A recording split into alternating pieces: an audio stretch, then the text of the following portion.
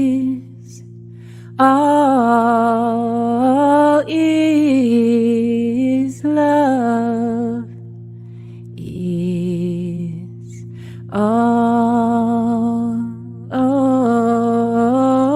love is all is love is all.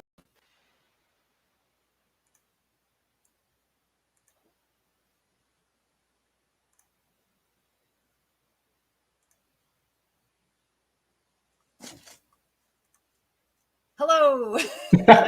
Hello. Good evening and welcome to Pray Love, hosted by Deb Maybury and Dave Rogers, the beautiful Dave Rogers. I had you, so Deb. much fun spending time with you during Pray Love, Dave. I just can't thank you enough for being a part of the show. I love it. We are Tuesday night at 8 p.m. Eastern, and we talk about a variety of topics, mental health, life, the unknown, spirituality, all kinds of things. And, if you watch the show, that we always begin the show with a land lesson. Yes, thank you so much, Deb. We'd like to begin by acknowledging that the land on which we gather is the traditional territory of the Haudenosaunee and Anishinaabe. This territory is covered by the Upper Canada Treaties, is within the lands protected by the Dish with One Spoon Wampun Agreement. We invite Mother Earth, Father Cosmos, all of our ancestors, our enlightened beings, and our beautiful guides and teams to join us tonight for a discussion, for an experiment of experiences to increase, to have fun, and to have a beautiful opportunity to connect. Thank you so much, and let's have a terrific evening. Feel free to write in comments, questions, engage with us in a way that serves you, whichever way that might be. Thank you, Deb. How are you feeling? I'm feeling great. A lot going on the weekend. You can check out Dave's Facebook to find that out. They're involved in something we talked about last week. But we want to get to the show this evening, so we are going to bring on somebody who's engaged in trying to share to her Facebook. So her focus is, where's that share button, right, Veronica? And that's okay. She usually keeps her eyes on her opponent. Let me introduce tonight's guest. This is Kwan Veronica DeSantos, Grandmaster and founder owner of DeSantos Premier Martial Arts Studio. She is a 7th degree black belt. That means she can kick our butts with one hand. Veronica is called Kwan, which is a Korean term meaning master of one's house. She was born in Guyana and she moved to Canada when she was 16 years old. And she started her career as a bank teller. And on the side, she was playing martial arts and beat up people at a studio. And she did that for a number of years, and she traveled across North America in tournaments. And one day she decided that she wanted to have her own studio. So the story is that she flew down to Boston with just enough money to pay for the airfare and was hoping to win a tournament, which the grand prize was $5,000. So I don't know if she won the tournament or not, but the story is that within a month, she got home, first of all, and then she was able to open up her first martial arts studio. So Veronica, let me give you some of the details here. From 1982 to 1990, she was ranked Canada's #1 fighter. And this is in Taekwondo or karate, Veronica? It's open style, which is like the both Taekwondo and karate. It's, all right, anything you want to come in with, and Veronica's going to kick your butt from 82 to 90. Also in 87 and 88, she won silver medals at the World Championship in sparring. In 1994, she represented Canada in the Goodwill Games in Russia. In 99, she was the first woman inducted to the North American Martial Arts Hall of Fame. 2016, she was inducted to the Canadian Black Belt Hall of Fame. in 2020, I think this is kind of like the highest point. The Veronica I know now, because she became a coach, and she represented Canada with the Canadian team, WACO team, in martial arts in a world tournament. So, and listen, I don't want to forget this part too, because this shows another side of Veronica that I know very well. Is she created the DeSantos Foundation, and she walks with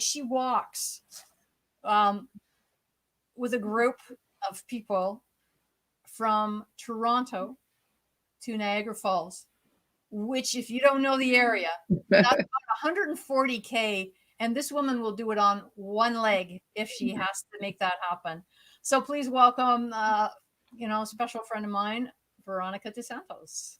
Welcome, welcome. Thank you very much. It's an honor to be here. Thanks for having me, and thanks for the introduction. That was awesome. Thank you so much. Oh, you're very welcome, and I'm sure I could have filled it out with several other things as well. We're going back, right, Veronica? I interviewed you, I think it was in 2008 or 2007. And I looked for the footage today and I couldn't find it. I was going to pull it up here. And that would have been a surprise. Yeah. But, it seems like such a long time ago. And yet when we get talking, it seems like it's yesterday, and thanks so much for coming on the show today. So the first question is, why martial arts? What was it about martial arts that pulled your heartstrings? When I was in school, it was funny because I remember these guys in school, they said no martial arts, but I have no clue what martial art was. I know it's like a fighting thing. My cousin told my mom I should do martial arts, which at that time was judo. But I didn't know what it was. Like, I didn't know clue. But my mom knew it was a fighting thing. She said, well, she's already fighting. I don't want her to be fighting anymore. And so you wouldn't let me do that. So then I used to tell people, like, I know martial arts, but I didn't really pretend I know martial arts. And then, they say they know this, I say I know that. So, I heard but it was taught by me. And then my brother did martial arts and I saw what it's about. And I want to be able to defend myself anywhere. It's something I want to able to have, being a young woman that I able to walk the street and feel comfortable. I see a lot of abuse in my life, and I didn't say nobody's gonna do that to me. And so it was like a thing that I really want to do. Fast forward from that was when I was 6 years old. My mom said no. I came to Canada with 16 years, and I was in Mississauga. I was living in Mississauga, and I was walking. I was really miss home because I'm a very active young lady, and and all sort of stuff. And it was different coming from in the 70s, being in Canada. And then I remember I was walking on Dundas Street, Highway 510, they call it. And I look across the street, I said, I see martial arts. Like, I didn't know the difference I didn't even know they had so many different disciplines in the martial arts. And I saw Taekwondo, and that's what I did. Right away, I ran back across the street to sign up. And I remember that day, I didn't know clue what I was doing, but I just knew I was going to do this. And I remember I set a goal on that day as well. I didn't even know about goals. I just know that I want to do it, and it was tough. It was a good journey. So that's where I ended up in martial arts, and then I fell in love with it more and more, and with it and what it's giving me, and I started competing and things like that. It would have been tough in the beginning because in the martial arts in the 70s it was a little tough to be a female doing martial arts, and you'd be the only female with 20 guys in the class, and they all want to be a part of it because they figure you're the easiest target, and they want to, then I wasn't that easy because it was tough. I used to cry a lot of times when I leave class, but I go back the next day. So I can totally relate to that, right? I mean, you started when you were young, and I waited because my brother did judo too, and it was like, I am not going to roll around and sweat like that, No, I didn't do judo. Right? No. I never had any interest in doing that. But in was it 1973? I saw Enter the Dragon with Bruce Lee. Mm-hmm. Wow, that was really the coolest movie. Yeah. I didn't have the courage that you did, though. I mean, I didn't start in martial arts to 1 month away from my 30th birthday, and I thought, if I don't start now, I'm going to be too old. So I was 29 when I started on that journey. Like, but never turn back, right? Yeah. Well, the two style of martial art, I did Taekwondo and I did Shotokan Karate. So when I switched from Taekwondo, I moved from Taekwondo to Shotokan Karate. I moved to the city, and it's a long story. It's very political at that time. You don't just join another school. And this one particular school was very kind, and they let me in. And I was competing a lot. So I remember leaving class and they would make fun of Taekwondo and they say all sort of stuff. But I said, I choose this. I have to stay with it. And, it's quite a journey. You get challenged. Even when I got challenged in class.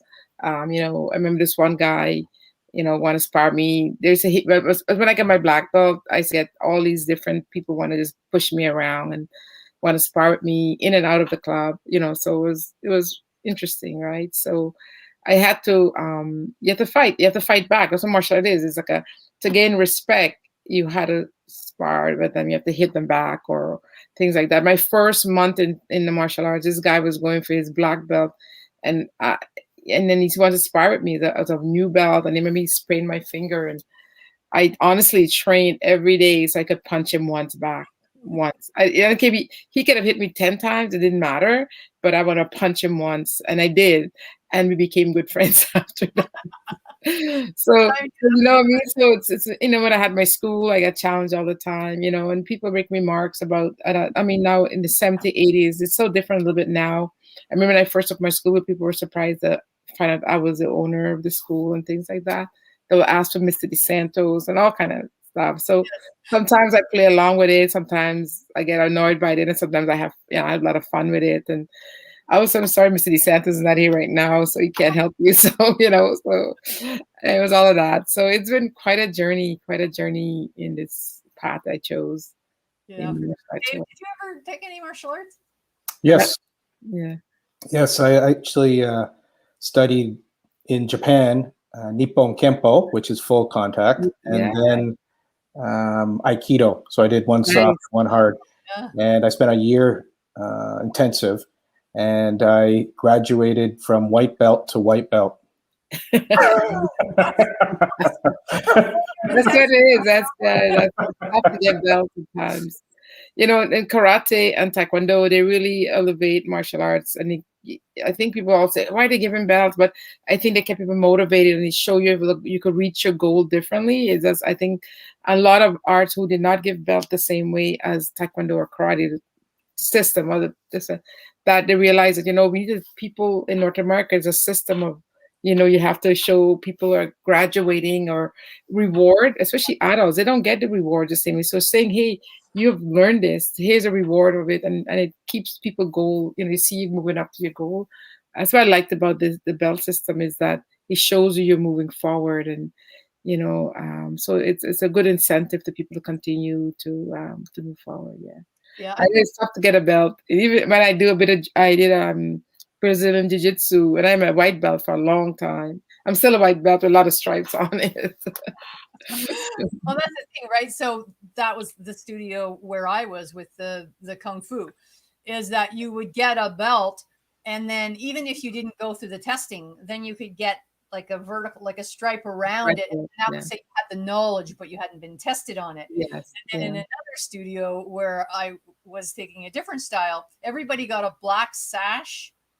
And you were at that black sash until you ended up being at a master level. So you could end up walking in the studio and you'd be seeing all these black sashes, and you have no idea who was just starting like you, or who could, Yeah, yes. Interesting concept. Yeah. Interesting. Right. Yeah. Dave, do you have a question for Veronica? Because I've got so many questions for Veronica, but the one that I love her laugh. I love your laugh. I love your energy. My first question was a really weird one. Should I ask my weird one or my really curious one? Both. Anyone is fine. I'll take it. Okay. I'm gonna ask the curious one first. Is that you must have seen The Karate Kid? Yes. Did you have a lesson or something that really sang to your heart, or was there a learning from The Karate Kid that really hit or? Yeah. I've seen every Karate Kid. Even I look at the one right now they have on YouTube. It doesn't, I think because I'm a competitor, I love the idea of competing. So that was one of the things I like. What I learned about Karate Kids is a patience. You have to be patient. That's what martial arts is all about: the respect, the discipline, to focus. So they bring all of that into in the Karate Kid, and that's what I love about it. And here you have a kid who did never, he was an athletic person, but he could still do something because his mind was right, and he wasn't out. One thing about the martial artist is when you're angry and frustrated and you're attacking someone, you might as well give up, because the more angry you can't think clearly. But I'm staying calm, so I will overcome your challenge. That's what I used to when I used to spar, and people used to say to me, "Yeah, I'm gonna beat you," because I wasn't the most talented person when I used to compete. I didn't have all the fancy kicks and stuff. I have limited tools that I have. So I remember this person was telling me, "Well, you fought certain way, blah, blah, blah." And in the ring, the more calmer I stay and the person is upset, you're going to overcome, because you're more in a mental mindset than they are. They come at you with anger. When you're person angry, they can't think clearly. And that's what I really learned about being peaceful with yourself and being confident with the simple when you're competing, the simple techniques will make you win, not the fancy things, not the showing off. It's able to focus. And that's what I really love about the Karate Kid. It's so true to what the art is about. I mean, it's a lot of fiction within it too, but I like that the kid could train. You did a fancy kick in the thing. He set his mindset. He trained on that technique, and that's what ended up helping him win in the technique. So a lot of that I like about it. Beautiful. Thank you. Thank you. It's so true. It's when I was doing grappling for a long time, jiu-jitsu, I had one move. Really, I had one move, and I had all the patience in the world, and I didn't need to force. All I knew that I could work was an armbar. Yeah. And I had like big, strong, like I'm going to ask you what it was like to train primarily with guys, because I know what it's like. So I'd like you to share it. But I just had this one move, and I would just wait, and they would tire themselves out. And as soon as they did a little lift something, like bang, like, and it would be done so fast, and that's it. And I would be like, I got nothing else. I got none of this or I can't, not fast enough, right? Always thinking. And the armbar, I didn't think. I just felt, and I just waited. Yes, because you practice it so long, it becomes part of you. Exactly. Martial arts about effortless, right? When you train, it's going to come out. It's like when you're sparring, you get into the zone, right? And the way you get into the zone is the way you practice, is the way you perform. So meaning that when you are practicing, you're in the moment what you're practicing. So you're not thinking all these different things. But then when you perform, you'll be surprised. As an athlete, you don't always get in the zone. Like, boy, if you hit the zone at least a couple of times in your athletic world, like it's so effortless. Everything just seems so well. It's like, did it really happen? I had those most moments competing. Right. What was when you were in that? I mean, man, that's a lot. That's a long time to be a Canadian champion in fighting. Like, yeah, quite a yeah. I competed a lot. I went broke competing, and that's when I got a sponsor later on. But I love it so much. I used to compete in 2 tournaments in one weekend sometimes. And I compete the first month I was in martial arts. I got beat up, but I knew I want to compete. I got literally white belt in the school tournament, got beat up. And it's like, I remember the girl said, we don't want to see you when you actually know what you're doing. I was just drawn to it. I remember walking into the martial arts, to the dojang, and it was in Mississauga, on Dundas, and east of Highway 10, and it was in the basement. And I saw it, and my whole life, like that day I was walking, it was just gloomy. It was April, and I was like, oh my God, what am I doing? I need to do something. So I look across the street and I saw it, and right away I went in there, and and I told them I want to sign up. And I remember in the wall they had a tournament or something, and I look at the wall, and I don't even know the word gold. I don't know what, at that time, I didn't know what the word gold. I've never heard the word. I didn't know. But I look on the wall, and I knew I want to be a Canadian champion. I knew I want to compete. And that was it. That was all I ever said to myself. And that was it. Then I went training to classes, and, right away I competed. I lost many tournaments. And I remember I failed my first belt. I failed, and I didn't want to go back to class because I thought I worked hard, but I failed a yellow stripe, right? I'm like, so I went back to class, and then I couldn't believe I failed a yellow stripe, and I thought I was working harder than everybody else. So when I went to the class, the instructor realized that he probably made a mistake, and he gave me the belt. And then we had a new, he did, yeah. I was like, wow. And then I remember they changed instructor, and this other instructor that came, he couldn't speak English very well, but he said he saw something in me. I remember him saying that, and he made sure I come to class. He called me when I wasn't there. So my couple instructors, but really, as you know, having a goal is driven by yourself, of a burning desire to do it. So people could, if somebody there to help you, it's fantastic, but you got to be driven by yourself most of the time to make your goals come true. So that's where my martial arts started, and I really wanted to become that. I mean, I haven't stopped training really since then. All the ups and downs, switching schools, try different style of martial arts competition. I went to traditional taekwondo. I did ITF taekwondo, WTF taekwondo. I started with ITF taekwondo, and I played a little bit with WTF taekwondo because it was going to the Olympics, and I made it to Russia with it. And then I also competed in traditional karate, like really traditional karate. You only punch a certain way, and that's going to the Olympics in Japan this year. And then I fell in love when I left the taekwondo world, because I didn't like how it was running with the organizers, how they're treating people. I didn't like it. I went to the open circuit, we call, and when I went to that circuit, it was the best. My eyes were open to be free, to be martial artist that you want to be, and that's where I ended up being NASCA. The big, if you go in, it's a big world there, and that's where I really start competing more and seeing different opportunities in competition. There was fantastic. So more, I was a sparring person, and then eventually I started doing forms, because I used to wait all day long to spar, so I figured I'd do something else in between. So I started competing in forms and placing in forms, but also I took an opportunity of some of the great form competitors that was there, and they were on my team. They're around me all the time. So I started asking them questions, what made them so good, because I knew I wanted to be a teacher. So I tried asking questions to able to have, to be better in it. Billy Blanks was one of my favorite competitors. I asked him all the time, what does he do? I've always pick his brain, take pictures with him. John Chung, as all these guys were like so good. They're all very famous, and they were in my time. So I make sure I ask questions and see if I could apply it eventually when I started doing forms in my competition. Yeah, I'm not sure is that direction we're going, but Great. No, I think you've probably highlighted such a key component to your success, and that you had the courage to approach people, and then you had the curiosity to ask questions. So that's brilliant. I was gonna ask the question of what were the 3 key traits that you brought from martial arts into business? Well, asking questions. When I started martial arts, I had no clue. I just went to a competition, like Debbie said earlier. I didn't want the overall grand championship, but I won first place in my division. I was so excited because I came back to I have 2 competitions I could talk about, but this one where I won the money. I won money in the other one, but that one is a really cool story. I could tell you about that after. So I went to this competition. I won like $3,000 American, $3,300. And I still went up my martial arts, that's all the money I had. First and last month rent, that was it. I didn't know anything else about that. And that's where I started.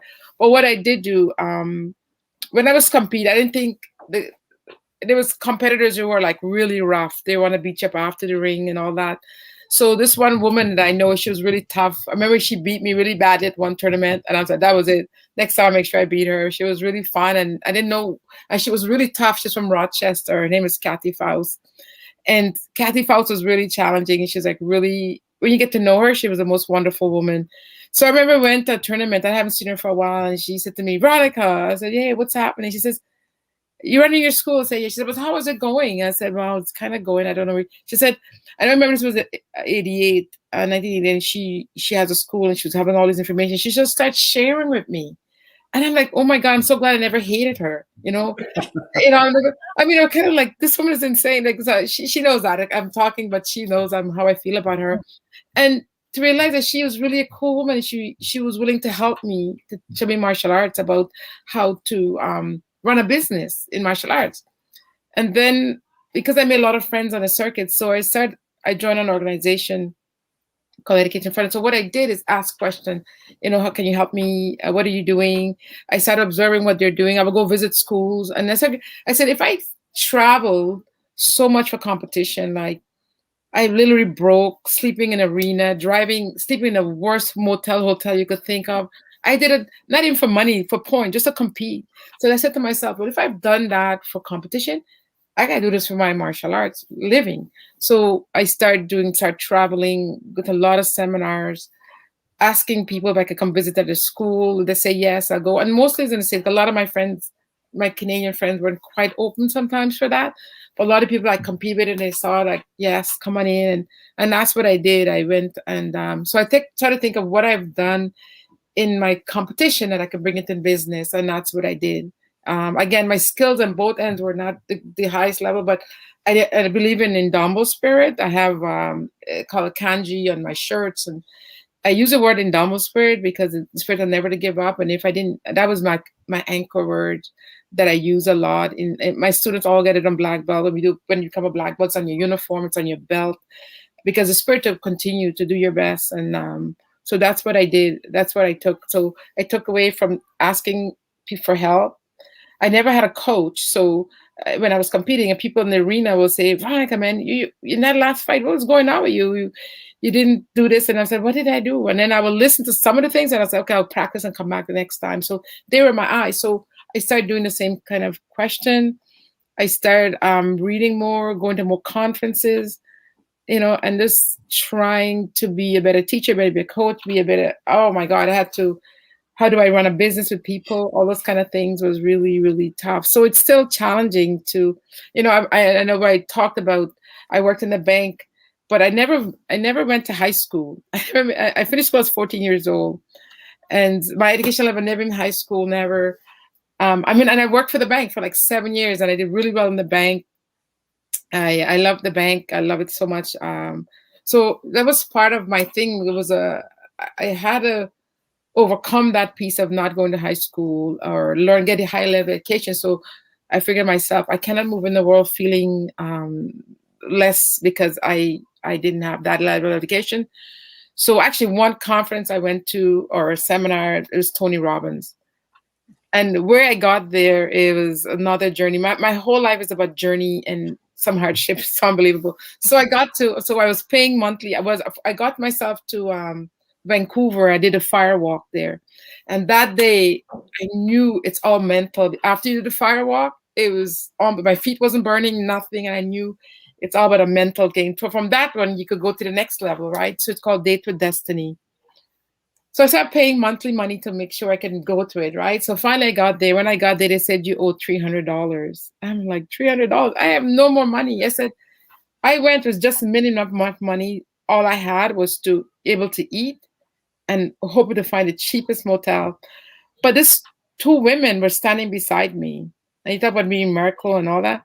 I had no those women. I can't remember their name. And they said to the guy, like, don't worry, we will pay the $300. And I was like, unbelievable. So I said, and I paid them back. Then they said to me, do you have a place to stay? I said, no, I don't have a place yet. I went to a conference in Aspen, Colorado, cold as ever.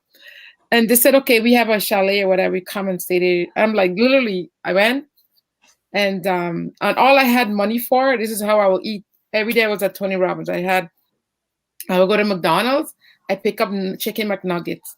And like cucumber, I love cucumber. So that was what I will eat for dinner while I was there at the seminar. But what Tony sometimes did, he will give us a cookie or he give us some treats. And I'm like loving it because I didn't have just enough money to get to the hotel. So those are kind of things I did. And that's the same kind of things I did for my competition. So I figure I'm a hungry tiger. I got to figure out a way. And when I went to Date with Destiny, I learned a lot. I learned about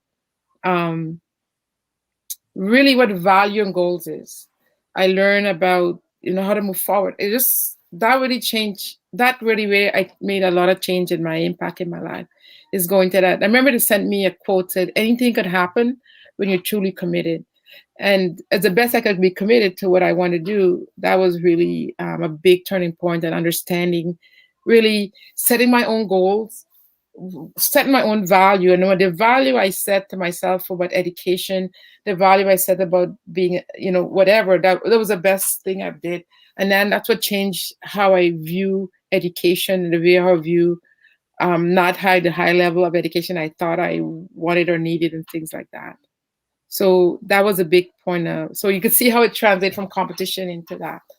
So I still continue reading and trying. And like when I met Deb, so I'm going to these seminars and stuff like that, which I still do, try to do seminars and workshops and constantly. You know, there's so much to learn, right? And the more we learn that we don't, or the perceptions that we don't know enough. Mm-hmm. And that's one thing in the conversation we had yesterday, the day before. It's kind of like, you know, we actually do know enough, and we need to jump into it and move forward into it. And that's what you did in terms of the fighting and in terms of the business. And right now you have 3 different studios. Yeah. And what is the number one tip that you would give to a young person coming in who doesn't have a high level of self-esteem, or maybe is there because they've been bullied at school or something like that? What's the kind of thing that you work on with those types of kids? I try to, it's such a tough thing, right? Because something I had to overcome as well when I was coming through the system, coming from Guyana, not having the same accent. And in the bus, when I was in Guyana, somebody called me a name, I will just literally beat them up, honestly. I remember it was in Etopico, and this kid in the bus say something to me, and I'm like, call me the N-word in the bus. And I'm like, boy, you're lucky in this bus, because you would not be. Yeah, I said in my head, this is a different Veronica today, because I'm not going to be in the bus. One thing I would say to people, what that kept me from is having a goal. Honestly, is having a goal and totally believe in. I mean, it's not easy. I mean, I have rough times about goals and stuff like that, but having a goal is so important. That what kept me, I could say, alive and moving forward, and having the faith is just really have a goal. Like, honestly, I think people being in sports, and having a goal in a sport or anything you want to do, a musician or whatever you want to be, if you have a goal, it will keep you, I use the word alive. It will help you. Is it going to be always easy? Absolutely not. But you just have to have the faith, like such faith you have to have. I remember reading this one thing. Say, if you have a faith as small as a mustard seed, you'll be okay. And I remember reading that many moons ago, and I'm like, what does that mean? Mustard seeds are really small. So just have faith. So I that's what I will share with anybody that is to really have a goal. I always say, if you have a goal, it's something that's the one thing I could share with everybody. Because if we don't have a goal, we don't know where we're going, and we don't have. Yeah, I will say that.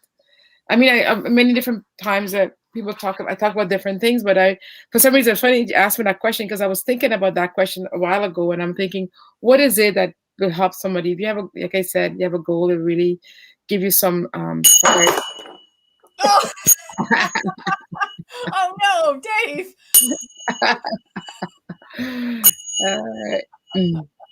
It's that magical moment. Where's that magical moment? 33-minute magical moments. I like that 33, by the way. I grew up in my house. Number 33 is my number. So it's funny you said, yeah. Me too. So, Deb, are you going to kick us off today with the 33-minute magical moment? Well, what I would like to do is ask the guest for a magical moment. I'm going to say it in martial arts, but if you want to say something else, what is a magical moment in your life that stands out that you would like to share? Wow.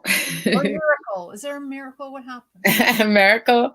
Well, one miracle I think happened in my life and giving me the opportunity that I'm here sitting today is when I was about 16 years old. Just before 16, I met this wonderful man in my life. His name is Maurice DeSantos, and we got married very young. And the opportunity for me with him was that we didn't marry because I was pregnant or anything like that. People thought is that I had the opportunity to come to Canada. I think that was a magical moment in my life that changed my life, that gave me the direction that I'm here today. Being a young lady coming from a different country, and he was, to me, was my angel in my life at that time, in my life, because my parents couldn't afford stuff or whatever it is, but we liked each other at that time, and I didn't know he was coming to Canada. It's something you don't know. So he got an interview from from the immigration officer. I didn't even know that was a Monday, and the Thursday we got married, and I came 6 months later to Canada. So to me, that was the most magical, most impacting in my life. And that's why I live with gratitude because of that. Because the way it was usually you have to go through a whole bunch of stuff to come in immigration, but it was very different for me. So yes, I would say that one is the most magical moment in my life that changed my life to give me a direction. Is it? Thank you. Yeah, that's a beautiful share. And Dave, magical moment in your life or miracle in your life?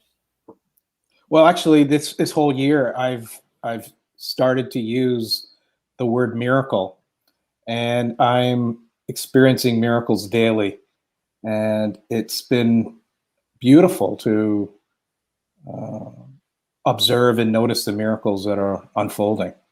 And this past weekend, my father reached 80. Nice. And last March, he broke his femur, and we thought we were going to lose him. He was in the hospital, and my parents had married 60 years. They couldn't see each other, and it was pretty much a low point for 2020. Yet when he came back out of the hospital, and then he went through the therapy, and we all did the therapy together.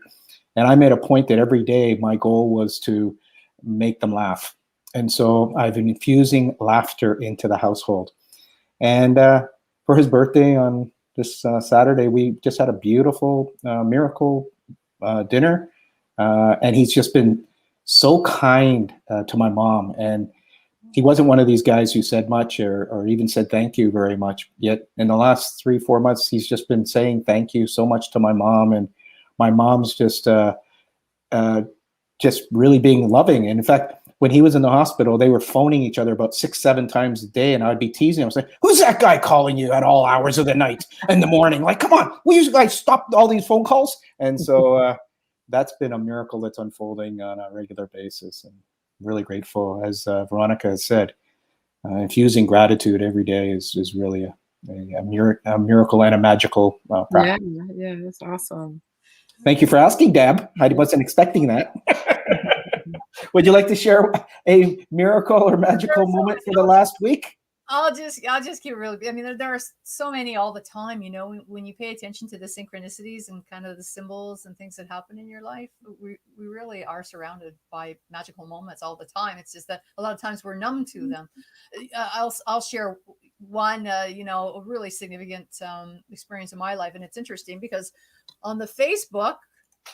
Not too many comments here tonight, but I noticed one earlier, and there was one there by my niece.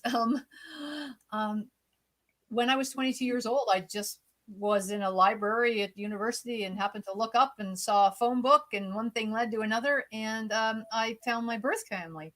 And it wasn't something that I planned. I didn't have to search. There was really no effort at all.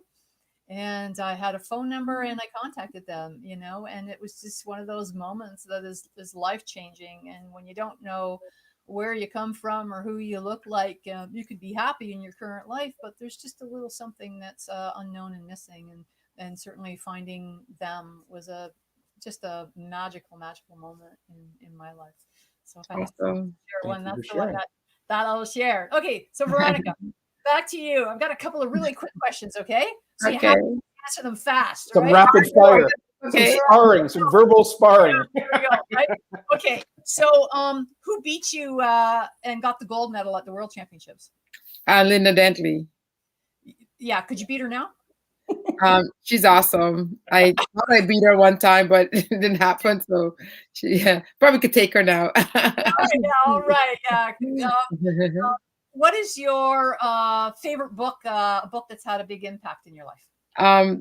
The Maria. Oh my God. Marianne Williamson. Yeah, Illuminata. It's called. It's pray.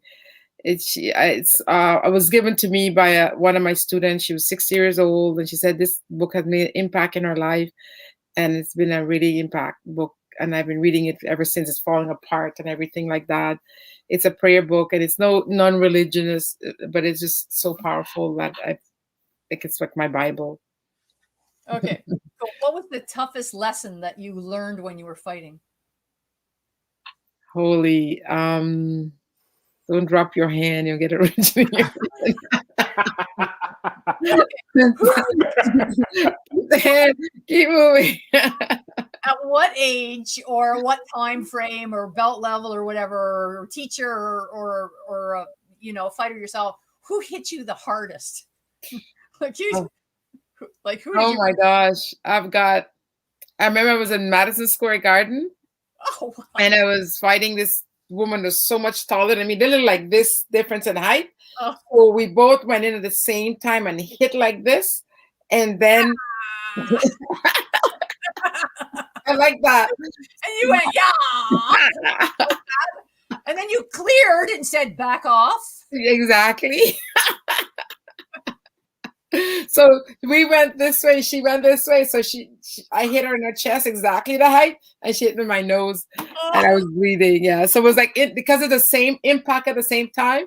That was crazy. That was a very fun time but I always want to perform in Madison Square Garden. I got to do it, so it was really awesome. Incredible. That's so incredible. Okay, I had to ask you those pop No questions. problem. No problem. Dave, go ahead and I got a pop. Are you into UFC? Do you like UFC or MMA? Yes, I like the UFC fights. Do you Yeah. have a favorite fighter these days, male? Yes. What's his name? Really good fighter too, and he's gonna fight soon. Well, GSP's been one of my fighter. I had an opportunity to do a little, I had a little opportunity to interview him. And he probably wouldn't remember that because I started a magazine, and then did a workshop with him as well. BJ Penn was one of my guy I like in Hawaii. Had a chance to train with him. There's a young guy. Oh my gosh, I can't remember his name right now. He's very talented UFC fighter right now. I think with I can't remember his name right now. A couple of them are very young and coming up, looking really, really, really good. Yes. When you punch, what's the sound you make, and would you be willing to do it once for us in full force right now? I mean, definitely, I could drop back face. But I want to hear I want to hear the sound, like just a full guttural. He's like, what does it sound? What does that do for one? It's the energy, right? Because you're tense up and you're just be expressive. I think martial arts are very expressive art. So keeping your energy in is not going to make it happen, give you the benefit, what you're looking for. So I believe in being expressive in body. And then being expression, your body gives you whatever you want. I always say that because if you're holding things back in, it's nowadays a bit of energy, expressing out you want and not holding it in. So it frees you up. And give you freedom to be expressive. And I love making a lot of noise. We do a lot of chanting in our classes. We high five. I guess when we not be high fiving as much as when we come back, but a lot of chanting using words that impact you. Like I will say, we don't give up. We team up, and we clapping and DeSantos. We do all those kind of things in the class. Chanting a lot. I love it because it changes people's energy and attitude. I believe energy is important. When I saw your name, I was thinking of Junior DeSantos, one of the top MMA heavyweights. Yes. So your vibe, your laughter, your joy. I can just imagine you leading the kata and just everyone just having an amazing time. If you have stress and you come into one of your workouts, there's no stress at the end of it. Yeah, you gotta let it go. You gotta let it adore. You gotta be. That's why I like people using their voice because the way you use your voice, you're gonna change your state. If you walk in and you're kind of like down, you're not changing because you want to change your state of mind. You got to change your physical emotion.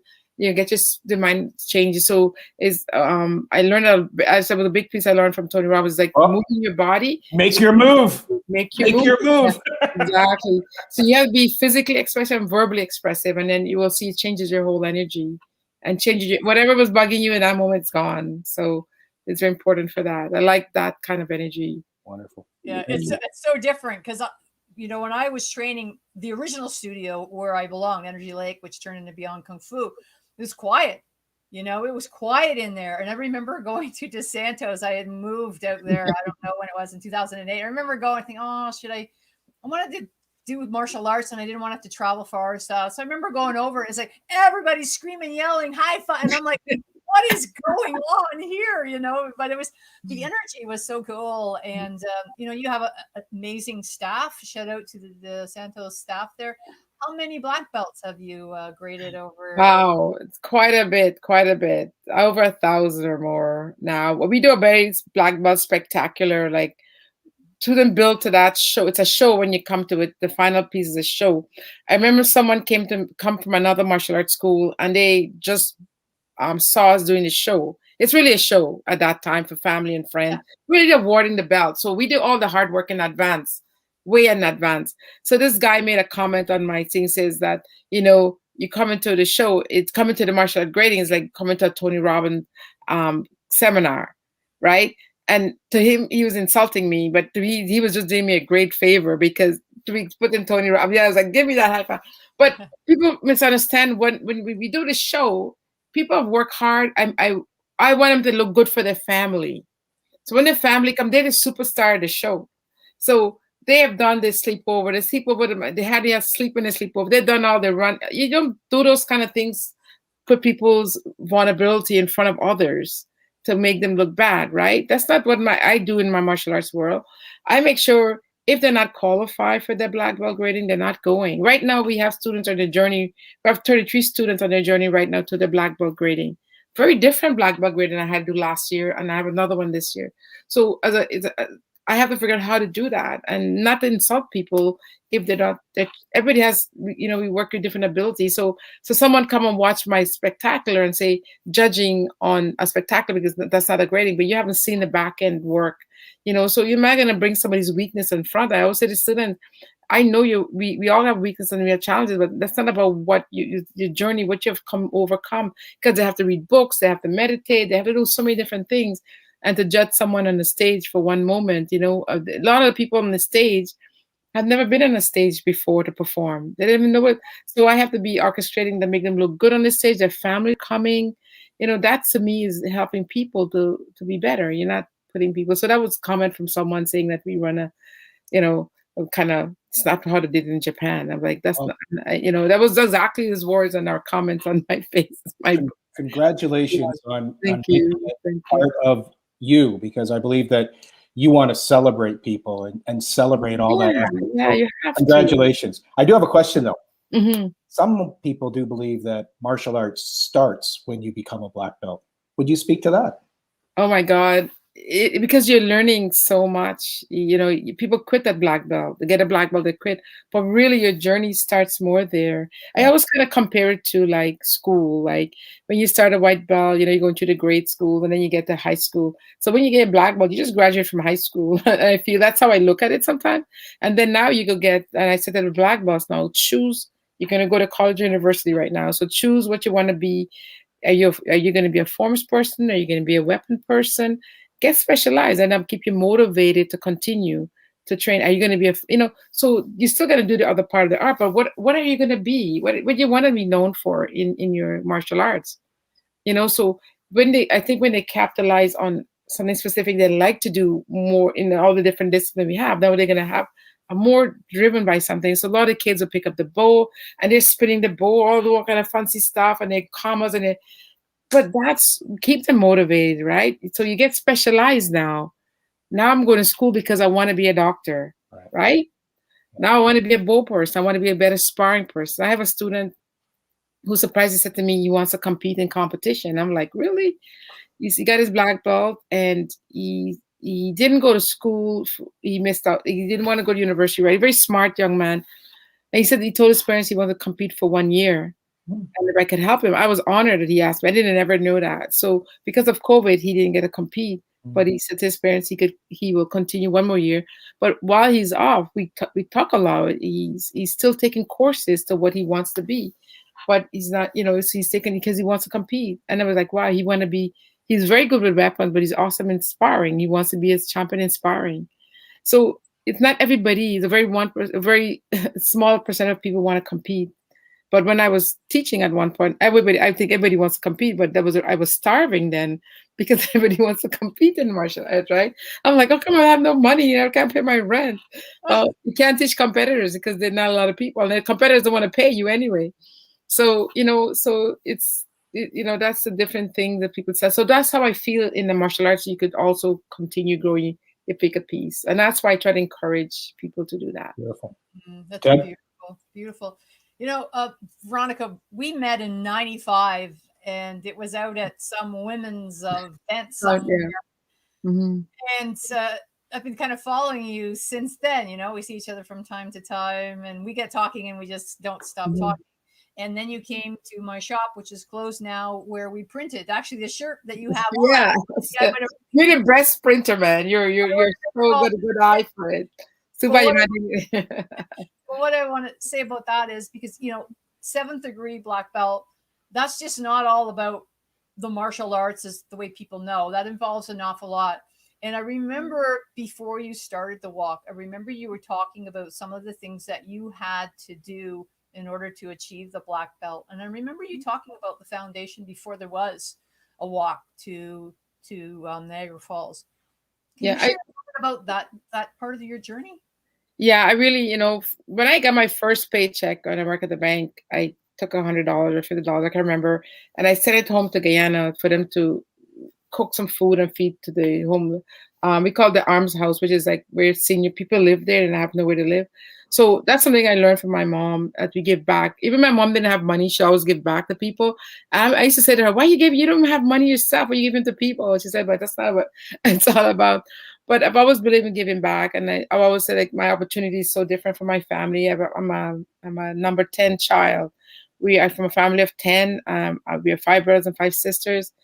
I'm the only one who got the opportunity to leave the country. So I always feel like giving back is important. So what I've done over the years, as I my martial arts school, I run competition, I give to the food bank, I did walks, I did all kind of little things to help give back to our community. Our community is here in Toronto, and I'm from Guyana, so I support that community. So one day I decided I need to compete something that's really solid, that's everybody could involve, not just doing a tournament, because tournament only certain people could compete, right? So I said I want to do something that everybody could do. So what I did one day, I've never ridden a bike farther than I don't know where, and I decided I want to ride to Niagara Falls. And I had 2 students decide, okay, they're riders. I'm not a rider. It's, oh yeah, no worry, we're gonna ride with you. Just start riding. The farthest I've ever ridden my bike, maybe when I started practicing, is to Oakville. Then I was like, that's far. But then I started riding to Niagara Falls. It's like, whoa, it's a long ride. We left at 6 o'clock in the morning. I didn't think I got to Niagara Falls until like 10, 11 o'clock at night. But I probably should have split it in two, right? But not, no, we got lost and everything. Because one student said to me, I know the way, don't worry. But when you got to worry, because when you get close to Niagara Falls, to St. Catharines and stuff, if you don't know the route, you get lost, right? So we did that, and I said, "Well, it's a good ride. It was really good. I appreciate people came out. People were waiting for us for the hours, and we didn't show up. It was so bad, right?" Anyway, so after that, I thought about it. I said, the ride is good, but I just felt it was connect. You wouldn't connect the same way. You have to worry about the bike, and so I put out to the universe, and I said, "Okay, what is it?" Because martial art has given me so much, and my body is what I have as my asset, right? So I asked the universe. I said, "God, what is it you want me to do?" And then that came to my head to walk, because I like Gandhi and like Jesus, and they walk a lot for those kind of things in the world, right? So yeah, and so when I was walking, I remember my friend would give me a couple quotes from Gandhi and from Jesus, and I would read them when I was walking. So I decided to walk, and I set up one of my friend, good friend Sharon, and I'm gonna walk to Niagara Falls, and I would have done it with or without anyone. That's how zoomed in I was when I decided to walk. And I had 4 people walk with me. It was 2 dad, 1 mom of my martial arts school, and my friend. And we started walking, and we only knew the route until we got to Burlington, and then we had to figure it out again from there. I had one of my students. He had a this tracking thing when you go fishing, so he would use it to figure out where we were. So we were going to all these different things. It was really cool.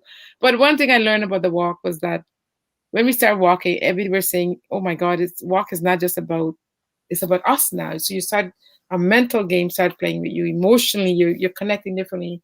So I started writing in my journal when I was walking, because all these thoughts and mental stuff was coming through. So I decided to do the walk regularly, and that's how the walk to Niagara Falls began. And now some of my black belts who have to go for grading, they have to walk 1 day at least, and some of them have to walk 3 days. So what I share with everyone is that if you're in my life, you're in my world, I'm just asking of you to give back to the world 1 day of your life, 1 hour or $1, one something. So students know when they go for black belt, they have to walk. but that's who I am. You're in my world. This is what I do and give back. So it becomes that. So last year, because of COVID, we couldn't do it the same way we have done it. So I decided to walk last year myself again. I used to do all the walk, and then I still have to help people on the road. So it's a lot of work when you have other people. But I haven't been able to walk because I injured myself, my knee a long time ago, and I haven't been able to fix it. So last year, this time exactly last year, I decided I would walk it. And if you'd asked, if you meet me last year this time, I couldn't even walk 1 kilometer. So I met this woman named Jackie LaChapelle. Well, I know her for a long time, and I started working with her. She's a kinesiologist, and I said to her, so I started working on her, but I told her what my goal was. And she thought I want to walk this year because she know I couldn't walk much last year. So when in the middle of this, I said to her, no, it's this year I'm walking. She says, what? So yeah, I decided to walk. September passed, and I will do the walk myself if I have to, because this is how important the walk is to me. It's to get my body to walk from Toronto to Niagara Falls on my own. But people decided that there's no way they're gonna let me walk by myself. A couple of people walked with me. Some come a couple hours, some come. I have my Henry, one of my students. He decided he would walk with me all the way through. I had T came with me and walked with me. She's a really good student.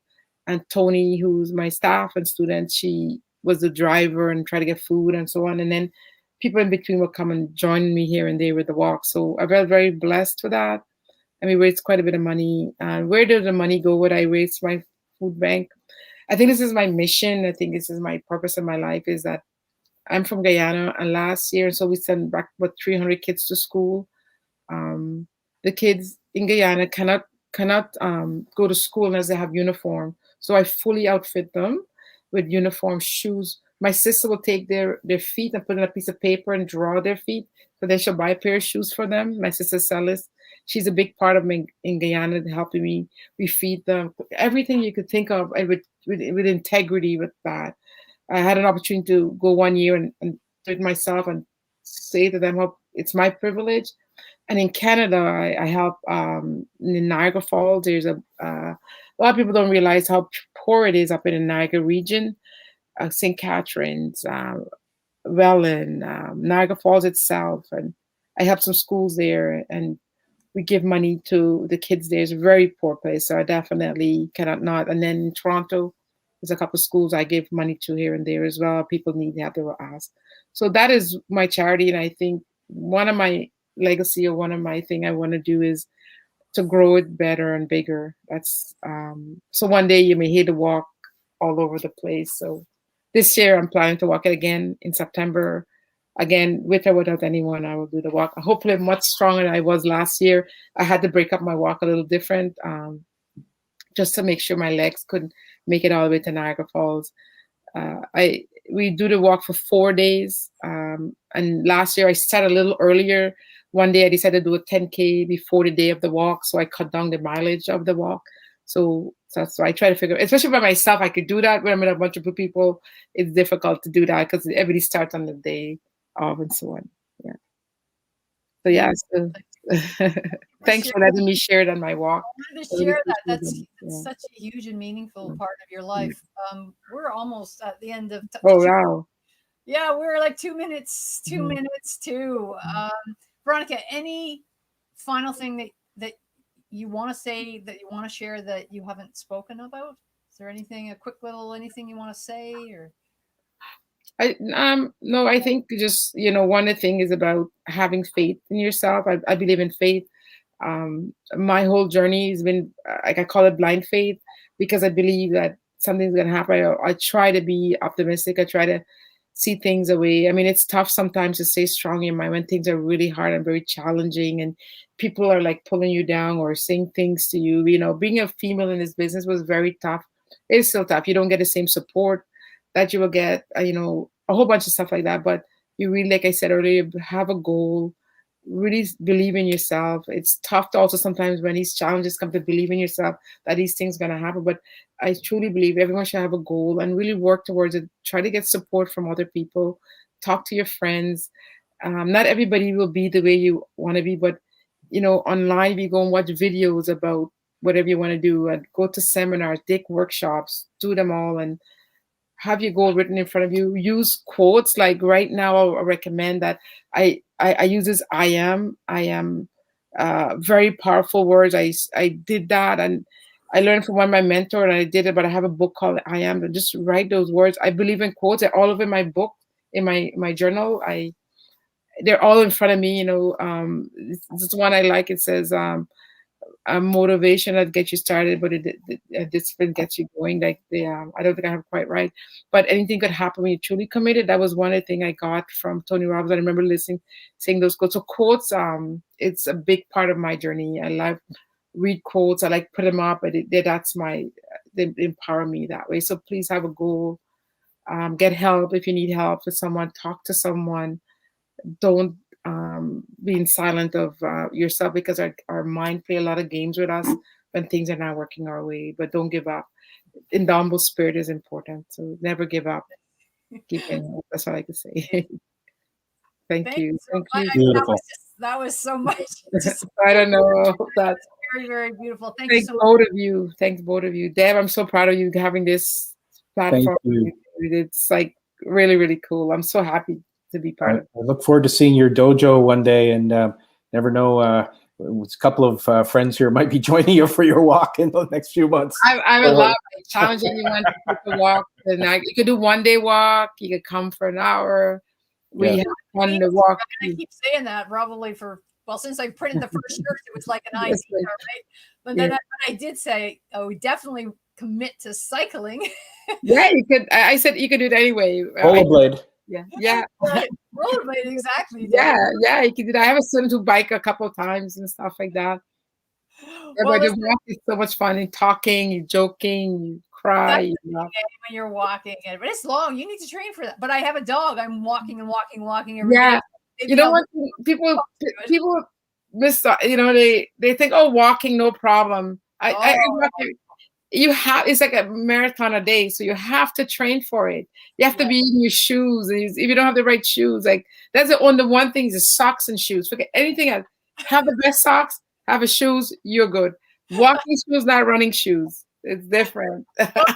Well, I would say thank you so much for joining us on Pray Love this evening, Veronica and Blind Faith. I've seen you commit to do things that nobody would ever dream could happen. So thank you so much. It's been such a blessing and so much fun to reconnect with you lately. Dave, thank you so much. And for everybody watching.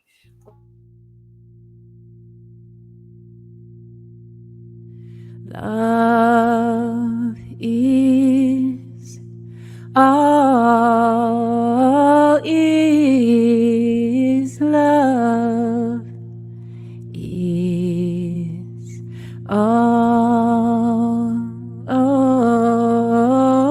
love is all is love is all.